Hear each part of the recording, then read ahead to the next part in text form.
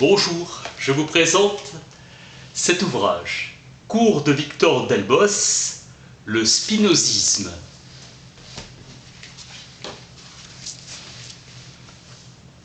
« 1968. Première leçon. Les conditions générales de l'étude du spinozisme. L'œuvre principale est écrite, l'éthique, à la manière géométrique. Sa forme est immédiatement évidente ou démonstrativement établie. On s'applique à comprendre un traité de géométrie, de définition de la cause de soi, la substance, l'attribut, le mode, Dieu. Appel à l'intuition, montrer que Dieu est la substance unique ou qu'il n'y a pas de volonté libre, c'est répondre à des problèmes antérieurement posés. Rapport de dérivation, d'opposition, de transformation, de combinaison entre l'éthique et les concepts précédents. Descartes posant le problème de la certitude dans la science, Spinoza pose le problème de la santé de l'âme, de la liberté vraie et de la béatitude. Sa curiosité intellectuelle, avec le besoin de conquérir la plénitude de son existence et de réaliser la perfection de sa destinée. Spinoza s'est demandé « Que dois-je faire pour être sûr d'être heureux ?» Pour le salut, il faut plus que la vertu isolée de l'effort individuel. Mais avant tout, une coopération de la puissance ou réalité infinie. Le salut est dans l'amour. Et c'est dans l'amour de Dieu. Dans l'union immédiate et indissoluble de l'âme avec Dieu. On n'aime rien qu'en lui et que par lui, avec un grand L.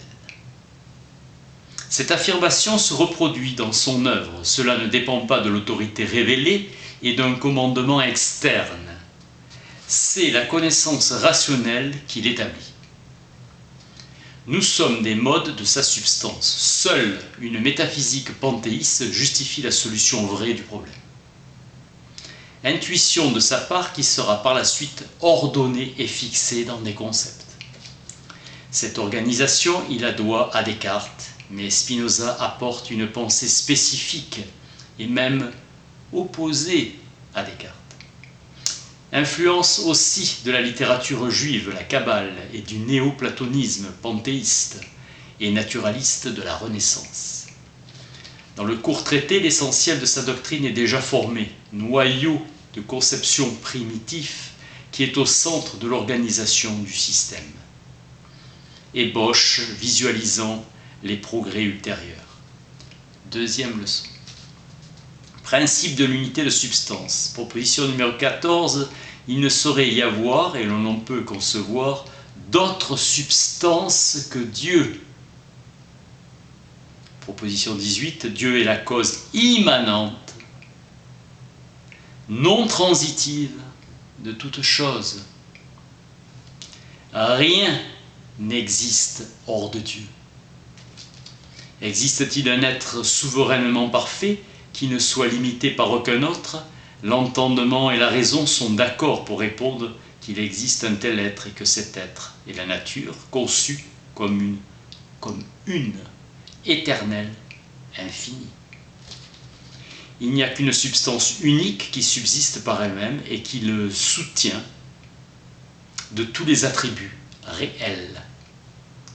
L'être unique, éternel et infini, n'est donc qu'une abstraction.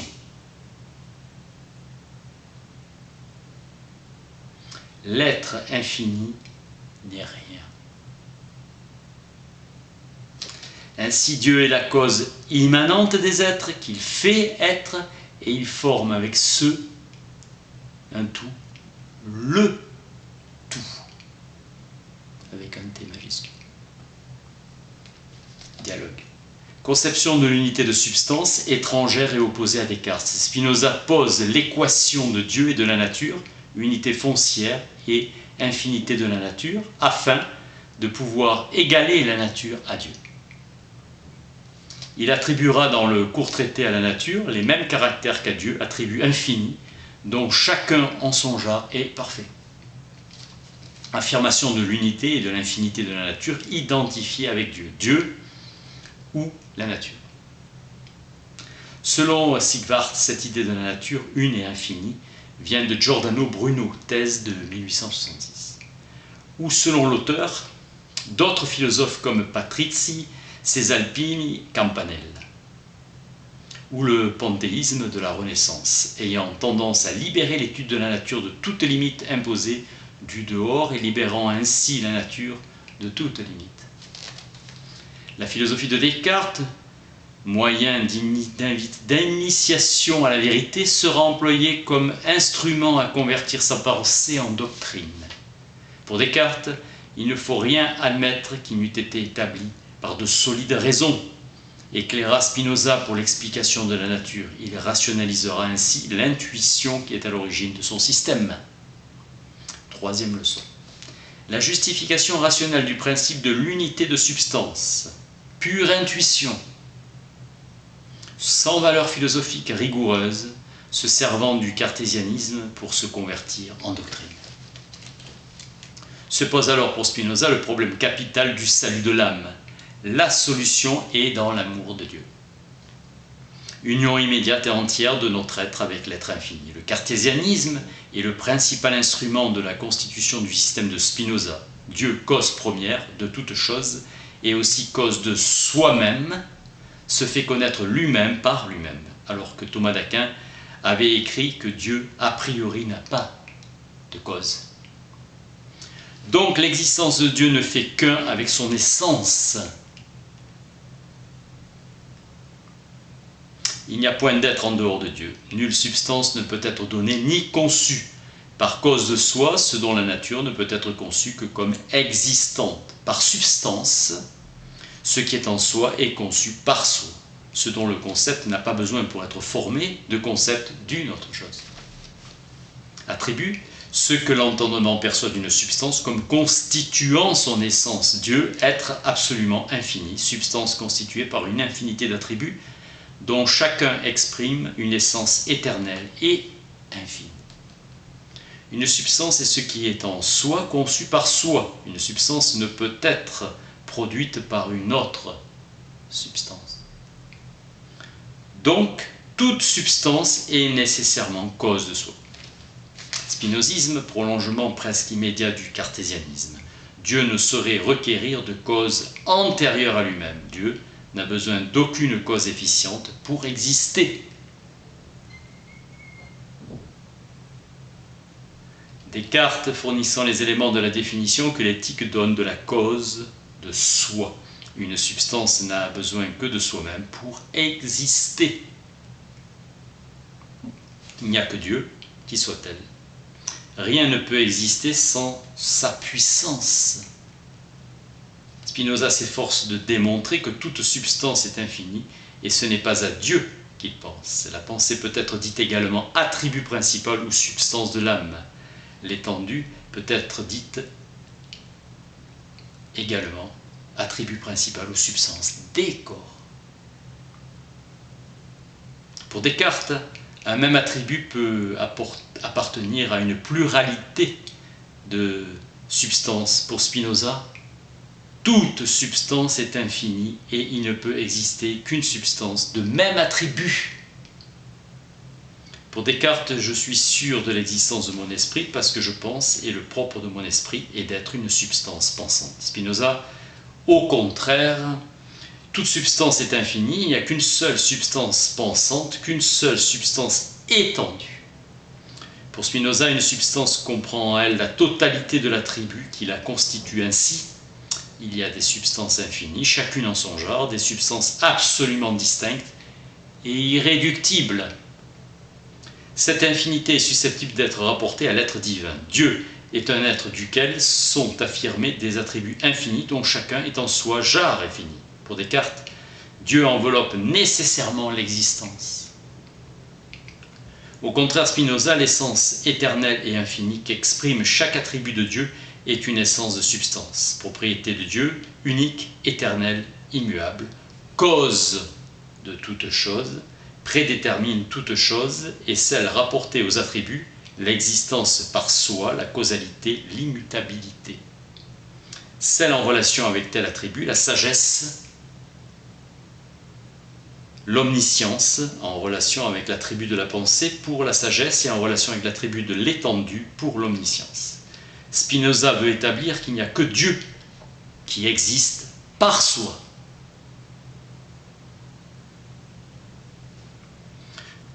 Commune unité et infinité entre Dieu et la nature, le rationalisme de Descartes garantit la doctrine panthéistique de l'unité de substance. Pour Descartes, le vrai ne fait qu'un avec l'être. Quatrième leçon, Dieu et ses attributs. L'unité de substance réserve à Dieu la dénomination de substance. L'attribut est ainsi appelé par rapport à l'entendement qui attribue à la substance telle nature définie. L'attribut est donc l'essence d'une substance telle que l'entendement l'aperçoit. Une quantité infinie n'est pas mesurable. L'étendue est donc un attribut de Dieu.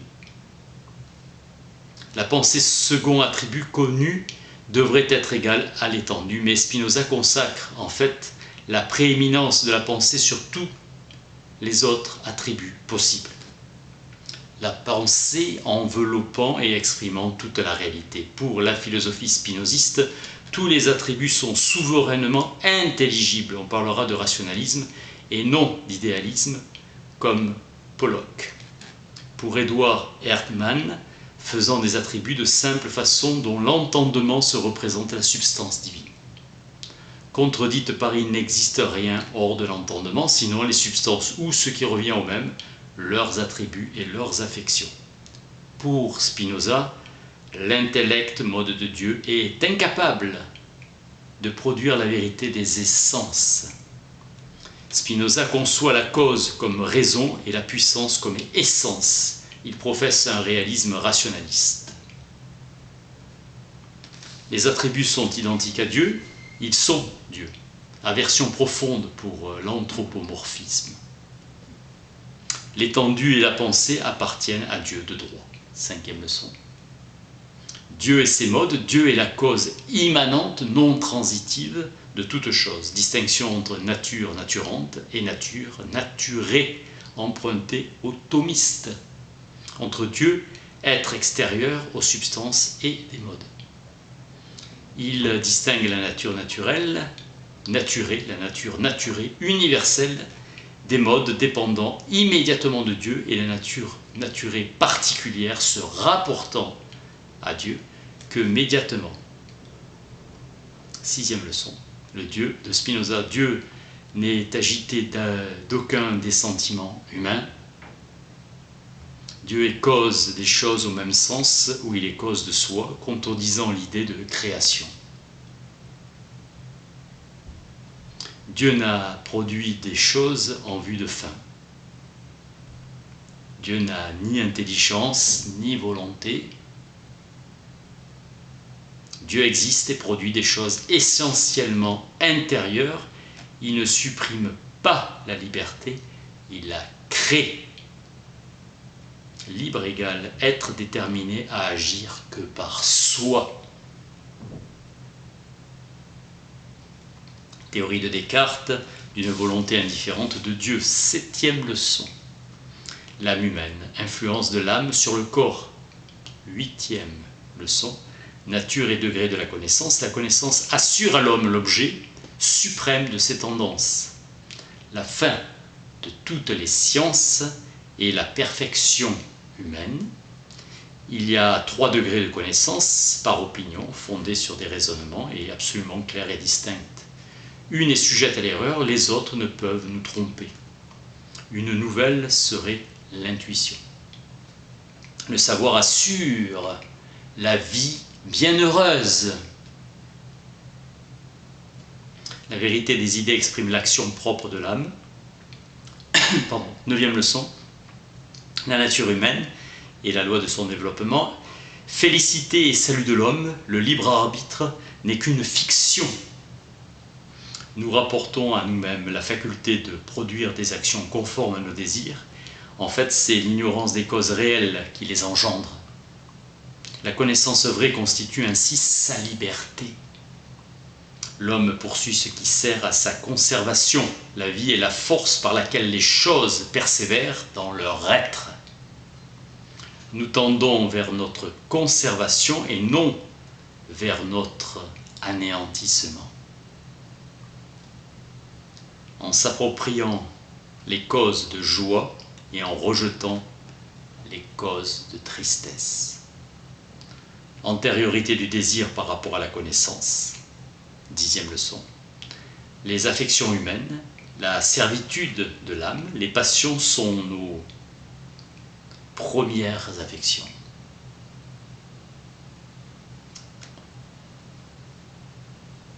Joie et tristesse et le désir auquel elles sont liées.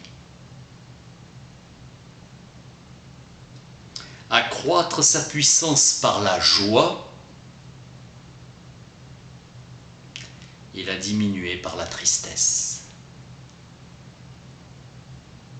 L'amour est une joie qui accompagne l'idée d'une cause extérieure. La haine n'est qu'une tristesse. Cette liaison d'images ont une influence déterminante. Nous tendons à rechercher ce qui nous cause la joie et que nous aimons et à fuir tristesse que nous haïssons.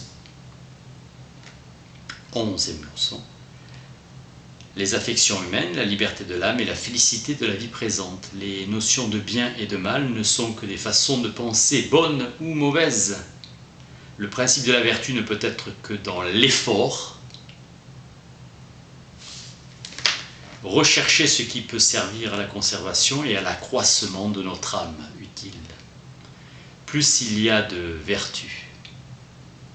La vertu consiste à chercher l'utile selon la conduite de la raison.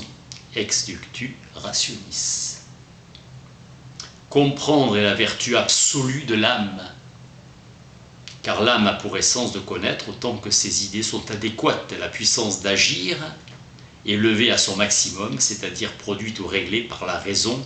C'est ce qui constitue la liberté. L'homme libre non seulement n'accomplit pas le mal, mais l'ignore. Étranger à la crainte, la chose à laquelle un homme libre pense, le moins est la mort. Sa sagesse est une méditation, non de la mort, mais de la vie. Ainsi est repoussée une recommandation du christianisme et du platonisme qui fait de la pensée de la mort une préparation à la vie éternelle. L'homme est un Dieu pour l'homme. La raison seule établit entre les hommes des liens solides d'amitié et d'assistance réciproque sans porter atteinte à la puissance et la joie de chacun. Dieu est exempt de passion. Il ne peut passer d'un mode de perfection à une plus grande perfection. Il n'est point sujet à des sentiments de joie ou de tristesse. Celui qui aime Dieu ne peut être aimé en retour, ce qui ne veut point dire qu'il est abandonné, car l'amour qu'il a pour Dieu suffit à le libérer et à le rendre heureux, car il est fondé sur la connaissance de l'être infini, source directe de toute puissance. 12e leçon. La vie éternelle, l'âme est éternelle, suprématie du spirituel sur le corporel, conception aristotélicienne de l'éternité, l'entendement pur, séparé des sens en acte, qui est l'éternel, qui est éternel, pensée divine. Notre âme, dit Spinoza, est un mode éternel du pensée, entendement éternel et infini de Dieu. Progrès de l'âme vers la béatitude, la vertu elle-même. Ainsi résoudre le problème de la vie bienheureuse. Appendice, Casearius était le jeune disciple que Spinoza dictait ses écrits. Il disait de lui: il est enfant, peu constant avec lui-même, plus curieux de nouveauté que de vérité. un collégien. Casuarius signifiant en latin « qui habite la même demeure ». La notion géométrique, c'est le type de la vérité objective qui ne dépend en rien de l'activité du sujet.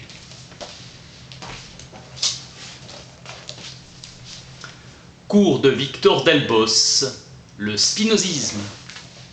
Merci.